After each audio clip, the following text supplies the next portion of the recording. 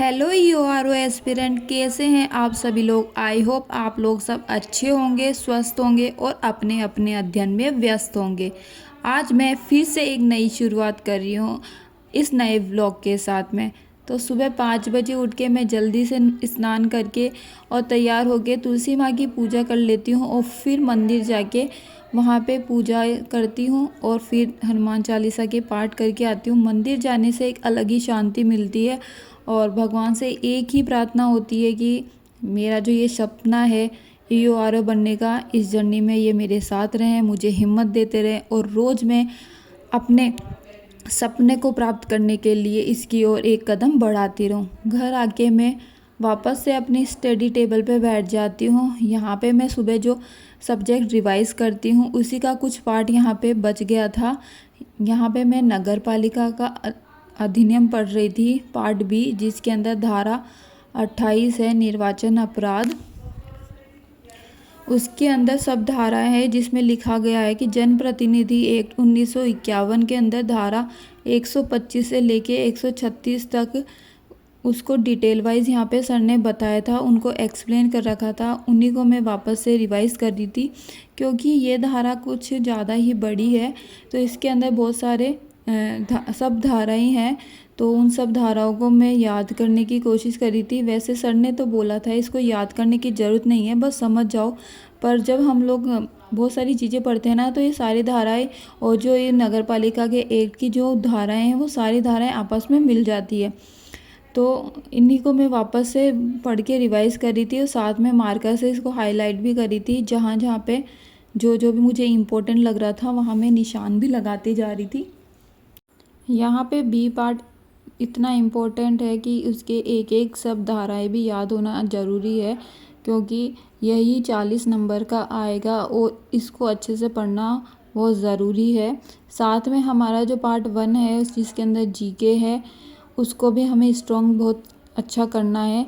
अच्छा स्ट्रॉन्ग होगा तो आज आरपीएससी आजकल जिस लेवल पे क्वेश्चन बना रही है उस हिसाब से हमको उसको अटेंड करना आना चाहिए।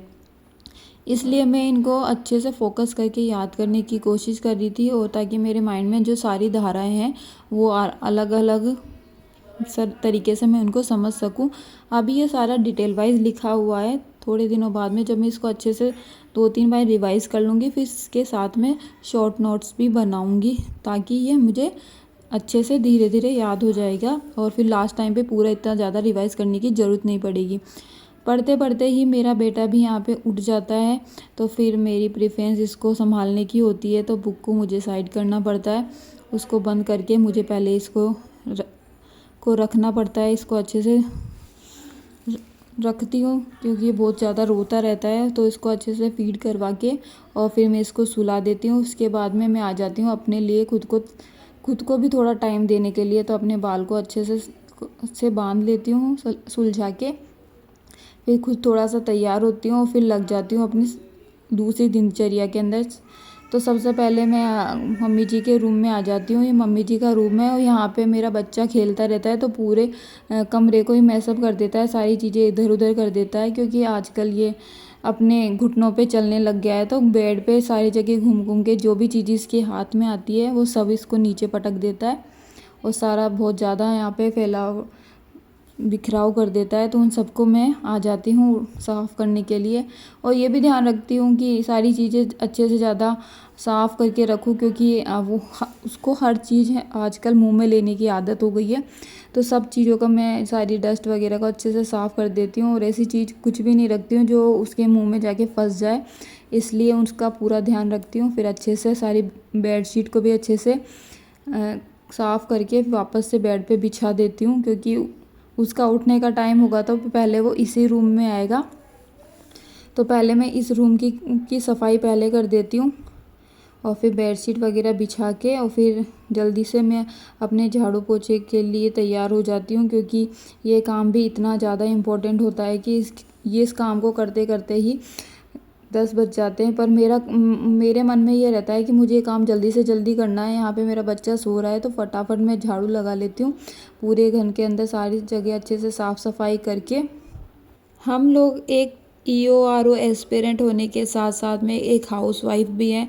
हमें दूसरे स्टूडेंट के जैसे बहुत ज़्यादा टाइम नहीं मिलता, क्योंकि हमको हमारे पास में बहुत सारी जिम्मेदारियां होती है, घर की, परिवार की, बच्चे की, हस्बैंड की, और साथ में घर की भी, कि हमको इसको भी अच्छे से सजा के संवार के रखना है। क्योंकि कभी भी कोई भी मेहमान आ जाता है तो यही सुनने को मिलता है कि आप लोगों की बहू है फिर भी घर ऐसा ख़राब है, ऐसे फैला हुआ लग रहा है। तो हमको सब कुछ ध्यान में रख के इसकी साफ़ सफाई करनी पड़ती है। और फिर अच्छे से झाड़ू पोछा करके मैं 7:20 के ऊपर अपना सारा काम करके वापस से बैठ जाती हूँ। आज मैंने सोचा है करंट अफेयर पढ़ने का, तो मैं सोच रही हूँ जुलाई के करंट अफेयर से स्टार्टिंग करती हूँ। तो मैं पहले सर की क्लास ले रही थी और साथ में जो समझा रहे थे उसके नोट्स भी बना रही थी। और मैं 1 घंटे की क्लास लेती हूँ, सर की तो 3 घंटे की नॉन स्टॉप क्लास थी, पर मैं 7:20 से लेके 8:20 तक मैं ये क्लास लेती हूँ, फिर आ जाती हूँ। अब सुबह के काफ़ी काम हो चुके हैं, अब बारी है घर के सबसे ज़रूरी कामों में से एक की, खाना बनाने की। घर संभालते हुए पढ़ाई करना सुनने में शायद आसान लगता है, लेकिन अब दोनों चीज़ें एक साथ करनी हो तब हर दिन एक नई चुनौती लेकर आता है। कभी लगता है कि आज थोड़ा ज़्यादा पढ़ लूँ, लेकिन तभी घर का कोई काम सामने आ जाता है और फिर मन में यही सवाल आता है कि पढ़ाई कब होगी। लेकिन मैंने अब एक बात समझ ली है कि पढ़ाई के लिए हमेशा खाली समय नहीं मिलता है। कई बार हमें अपने व्यस्त समय में ही पढ़ाई के लिए जगह बनानी पड़ती है। अभी मैं खाने बनाने की तैयारी कर रही हूँ। यहाँ पे आटा लगा के मैं रोटियाँ बना लेती हूँ, फिर भी दिमाग में यही चल रहा है कि आज क्या पढ़ा, क्या याद रहा और कौन सा टॉपिक अभी दोबारा पढ़ना है। मैं चाहती हूँ कि आने वाले समय में जब मैं पीछे मुड़कर देखूँ तो मुझे यह याद रहे कि मेरी परिस्थितियाँ परफेक्ट होने का इंतज़ार मैं नहीं करती थी। मैंने जो समय मिला उसी में कोशिश की थी। एक हाउसवाइफ होने के बाद अपनी पढ़ाई को दोबारा सीरियस लेना आसान नहीं है।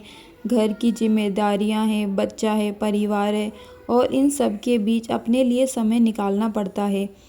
कई बार पढ़ने बैठूं तो लगता है आज बहुत ज़्यादा अच्छे से पढ़ूंगी, लेकिन सारे काम करने के बाद मैं इतना थक जाती हूँ कि बिल्कुल मन नहीं करता। क्योंकि मैं भी एक परफेक्ट इंसान नहीं हूँ, कभी कभी तो मुझे भी लगता है कि मुझे सब कुछ छोड़ देना चाहिए, पर फिर याद आता है कि ये काम तो मुझे पूरी ज़िंदगी ही करनी है, पर अपने लिए कुछ करना है तो मुझे इनमें से ही टाइम निकालना पड़ेगा।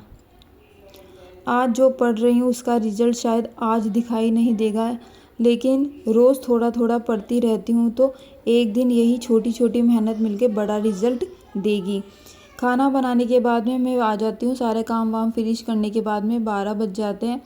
और यहाँ पे कपिल सर की आज लाइव सेशन चल रहा था यूट्यूब के ऊपर, जहाँ पे वो स्टेट पॉलिटी की पूरी धाराओं को करवा रहे थे।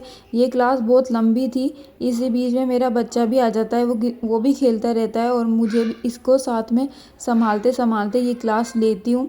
यहाँ पे मैं नोट्स नहीं लिखती रहती हूँ, क्योंकि जो सर स्टेट पॉलिटी की क्लास जो घर पे क्लास में पढ़ा रहे हैं तो उसके नोट्स हमें पहले ही लिखवा दिए गए थे, तो मैं वहाँ लिख ली थी। जहाँ मुझे नया दिख रहा था उसके लिए मैं नोट्स में लिख लेती थी। और यहाँ पे मेरा बच्चा बार बार शैतानी कर रहा था, तो उसको मैं संभालने के लिए उसकी खिलौने उसके पास में रख देती हूँ। और यही मेरी ज़िंदगी है जहाँ पे मैं दोनों को टाइम दे रही हूँ। ऐसा लगता है कि किसको छोड़ूँ किसको पकड़ूँ, तो इसको भी साथ में बिठा लेती हूँ, ये अपना खेलता रहता है और मैं इसके साथ साथ में अपनी पढ़ाई भी करती रहती हूँ। तो एक हाउसवाइफ, एक माँ, ये सारी जिम्मेदारियाँ निभाते निभाते अपने सपने को भी पूरा कर रही है। कभी कभी मैं सोचती हूँ कि एक माँ और एक हाउसवाइफ के लिए अपने सपने के लिए समय निकालना इतना मुश्किल क्यों होता है। शायद इसलिए क्योंकि हम अपने परिवार की ज़रूरतों को सबसे पहले रखते हैं। लेकिन अब मैं ये भी सीख रही हूँ कि अपने सपनों के लिए थोड़ा समय निकालना सेल्फिश नहीं है। मैं अपने परिवार की जिम्मेदारियाँ निभाते हुए पढ़ना चाहती हूँ। मैं चाहती हूँ कि मेरा बच्चा बड़ा होकर ये देखे कि उसकी माँ ने अपने सपने को बीच रास्ते में नहीं छोड़ा। उन्होंने अपने सपने को पाने के लिए हर प्रयास किया है। वो भी बड़ा होगा तो शायद मुझसे कुछ प्रोत्साहित होगा। वो भी अपने सपनों को प्राप्त करने के लिए इतना ही उत्सुक होगा तो ये मेरी कोशिश सच्ची